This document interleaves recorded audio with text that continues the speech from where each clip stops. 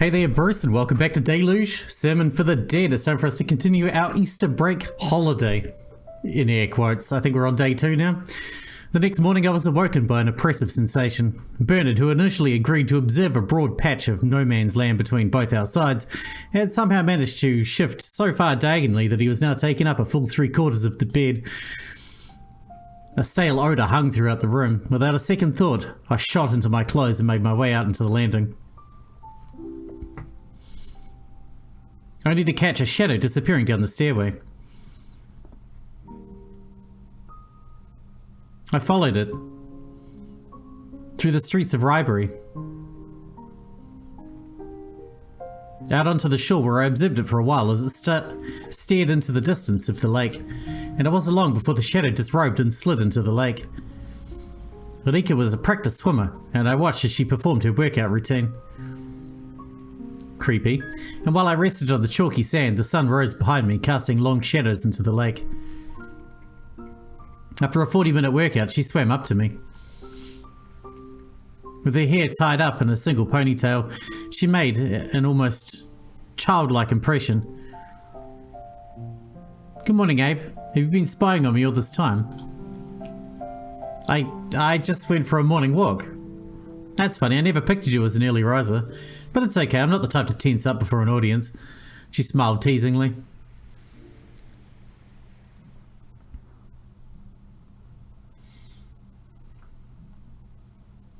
After taking a shower at the facility building, Ulrika changed out of her swimming clothes.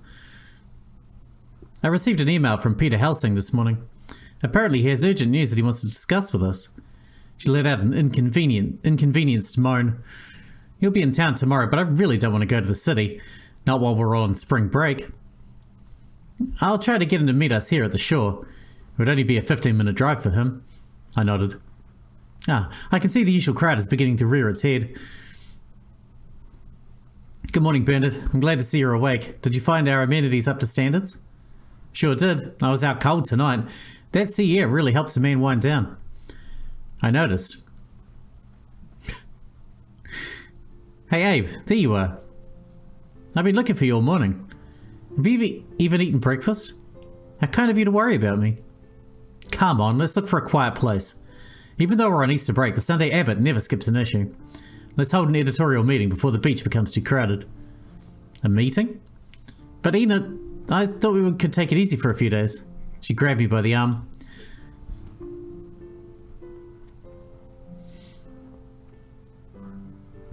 So have you noticed anything?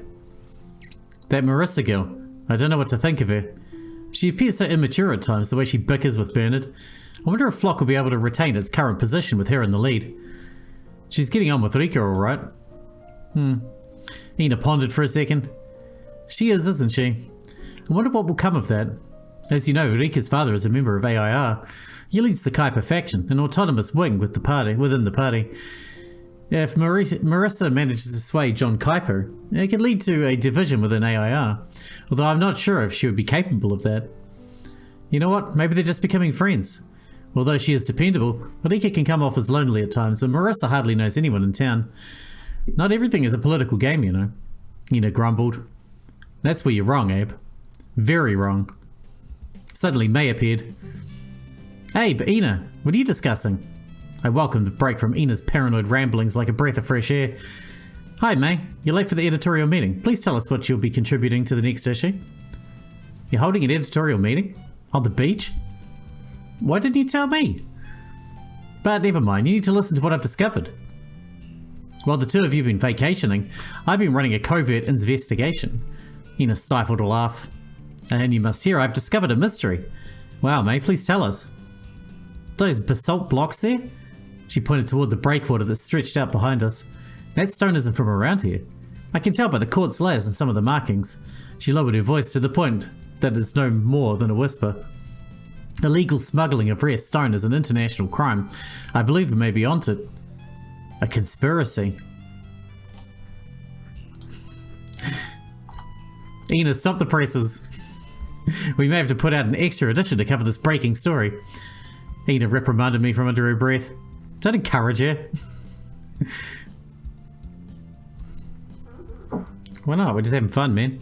As the afternoon progressed, the beach became increasingly crowded with beachgoers who were drawn like flies to the exceptionally favourable weather conditions. As forecasted, the temperatures had been gradually rising over the past week, and underneath the unbroken rays of the midday sun, it felt as though summer had come early. As I made my way through the multitude of people, I encountered Bernard.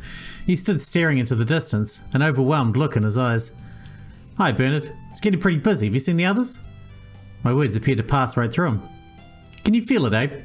Nature is fully awoken from its state of hibernation. All is teeming with life. The sheer amount of precocious female beauty, swimwear bursting at the seams. It's all too much, too sudden. I think I'm suffering from sensory overload." Just then, a young woman who had been hovering nearby approached us. "I'm sorry to interrupt your conversation, but could you tell me if there's a post office nearby?" There was a timid quality to her soft-spoken voice. "I want to send a postcard to my grandma, but I haven't even found as much as a letterbox." "I'm not sure. Did you see a post office, Bernard?" Bernard just stood staring at her, wholly paralysed. "I'm sorry, my friend has been feeling a little indisposed lately, but I'm sure there'll be a post office in the village." "Thank you. I'll be off then. Who knows, I might just see you guys around." I turned to Bernard. "Come on, what's the matter with you? Wasn't this whole reason you came here? To mingle with attractive girls?" "Oh, Abe, you don't understand. I couldn't. It would break the enchantment." He sighed. "Man is born free, yet everywhere he is in chains. Come on, it's probably time to head back to the inn." As we left the overcrowded beach, Bernard slowly returned to his senses.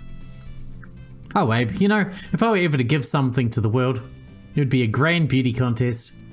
A biennial event where the greatest embodiment of female aesthetics is chosen from a pool of thousands to be crowned princess over this blessed earth." I chuckled. "A beauty contest? You mean like a Miss Election? Would that be your gift to humanity?"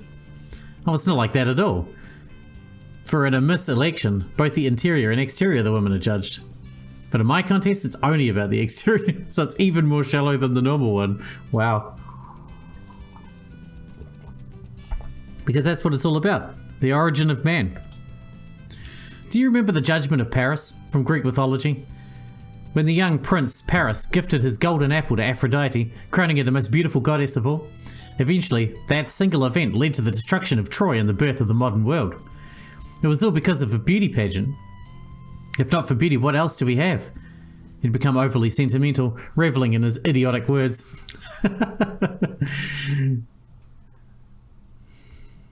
Get wrecked by the narrator. That evening, we returned to the common room.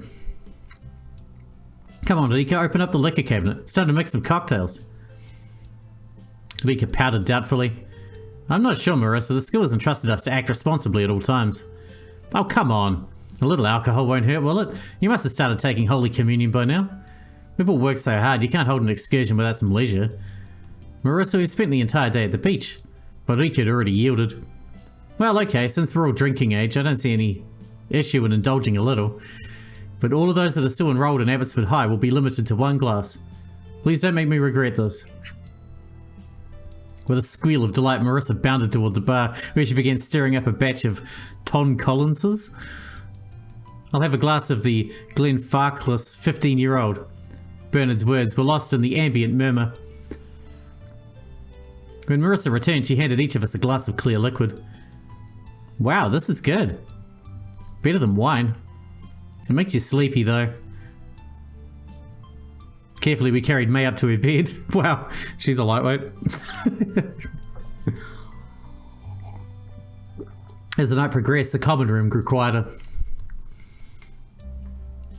Marissa, Ina and I sat studying at one of the round oak tables while Bernard sat in the corner working on one of his plays. At times we could hear him break out, reciting one of his lines with pathos, but for the most part he was quiet. "Hey Ina," Marissa put down her glass, which was her third of the night. "I love what you're doing with the Sunday Abbot. It's such a broad appeal. I never expected that from a school paper." Ina's eyes narrowed. "I would like to draw your attention to the fact that we are not a school paper." Marissa ignored her remark. "Oh, Ina, I'm sure you have a brilliant future ahead of you. I know people who could..." She let out a hiccup.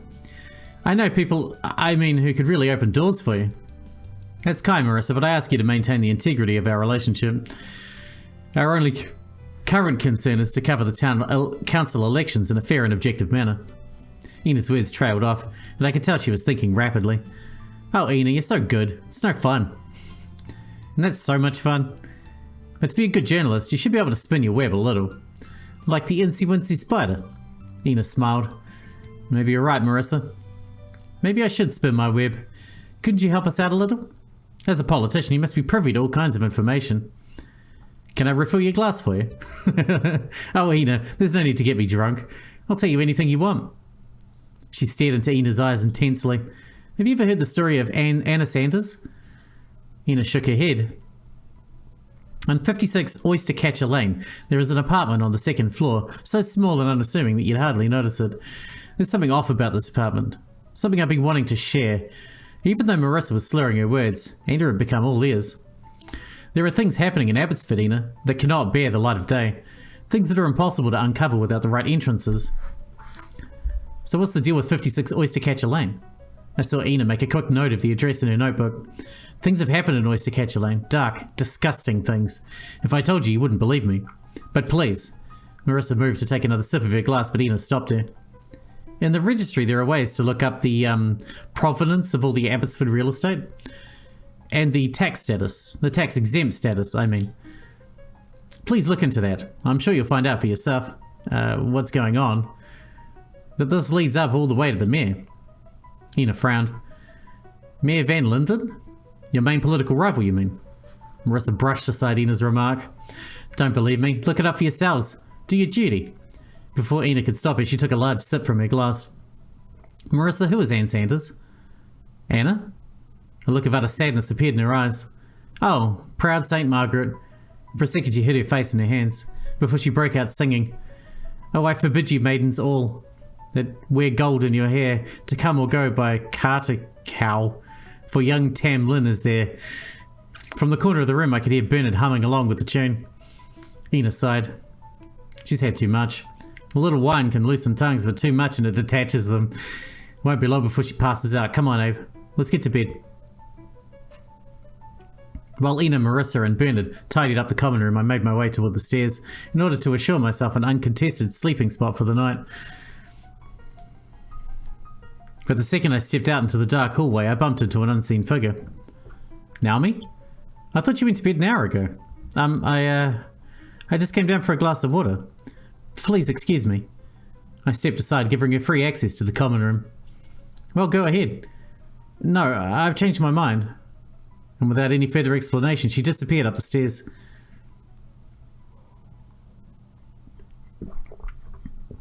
That was sus. The next day we hung around at the inn until noon, when Rika and I distanced ourselves from the rest of the crowd. She'd arranged a meeting with Peter near the North Point, where a natural sandbar ran far out into the lake. Frequented only by incidental birdwatchers, the secluded place would offer enough privacy to discuss our affairs.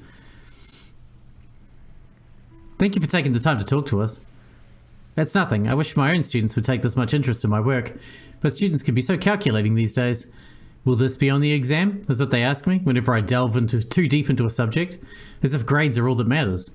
You can't become an anthropologist just by taking tests. So how does one become an anthropologist? You need to be willing to take a long look in the eyes of humanity, even if you're chilled to the bone by what stares back at you.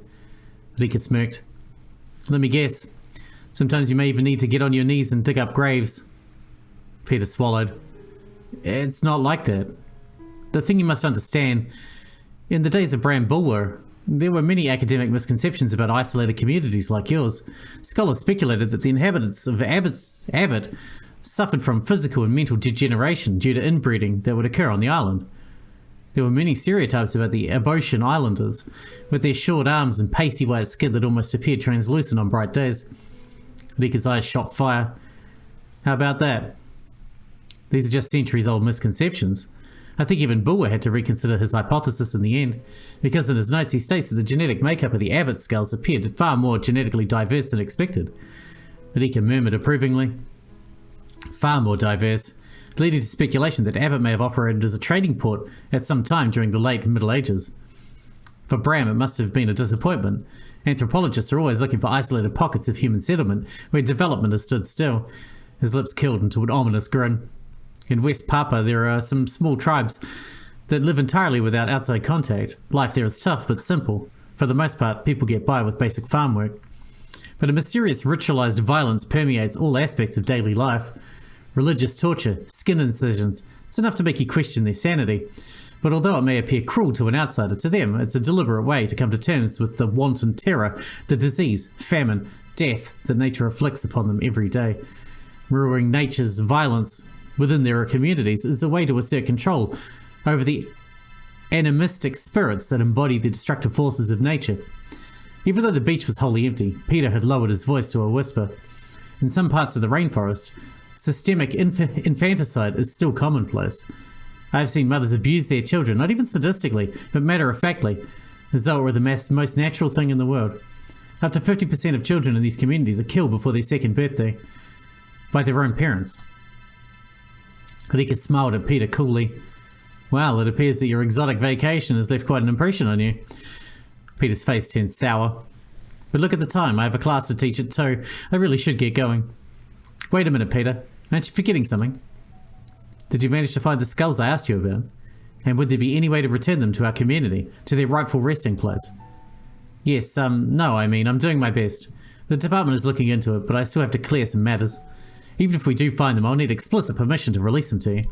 You have no idea how many old bones the anthropology department owns, because that's all they are in the end. Maybe we shouldn't even go through the hassle. We should, Peter. Please contact me as soon as you hear more about the skulls. Theft of human remains isn't a trivial matter. Maybe informing the press about this whole history would help you expedite the process within your department. She nodded at me meaningfully, as I felt a shudder of realization pass through me. Oh, please don't. I assure you they're working as hard as they can. I mean, maybe now isn't the right moment to inform the press. We could invite them once we hand over the skulls to you, though. Then we'll both be featured in a positive light. He smirked. As you seem to realize all too well, academia is about the public relations.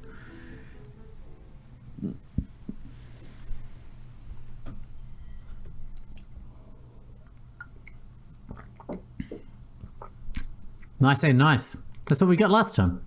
I assume that's a good thing. Oh no, that's the end. Oh, that's the end of the early access version. Wow, this is going to be a short episode. It's not too bad. Alright, well, that's another one to come back to, I suppose. We would love to hear your thoughts on the game. Please consider sending us your feedback through the Steam Community Hub or in a game review. So we got a few to come back to, realistically. Because we still got Scarlet Hollow, which still hasn't been finished yet. So I guess we will come back to this next time there's an update.